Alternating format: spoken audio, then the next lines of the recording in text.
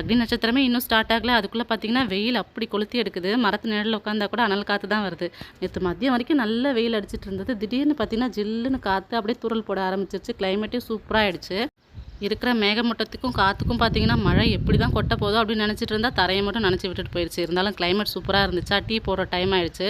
Tea போடலான்னு பேசிகிட்டு இருந்தாங்க. நான் வந்து சுக்கு காப்பி போடலாம் அப்படின்னு சொல்லிட்டு நான் தான் போய் போட ஸ்டார்ட் பண்ணேன். அம்மா போடுற மாதிரி தான் போட்டேன். இருந்தாலும் வந்து டேஸ்ட் ரொம்ப நல்லா இருந்துச்சு சொல்லிட்டு எங்கள் அம்மா என்கிட்ட ரெசிபி கேட்டுட்டு இருந்தாங்க.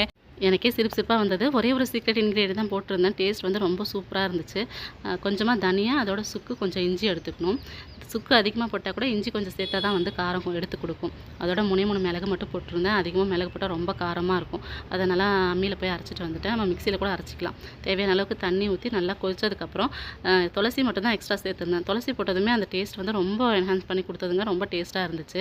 நானும் அப்படியே மரத்தடி நிழலில் உட்காந்து சுக்கு காப்பி குடிச்சிட்டு ஈவினிங் வந்து மரவள்ளி கிழங்கு பசங்களுக்கு வேக வச்சுருந்தாங்க. அதை சாப்பிட்டுட்டு நாங்களும் வாக்கிங் கிளம்பிட்டோம். அவ்வளோதான். இன்னொரு வீடியோவில் பார்க்கலாம். பாய்.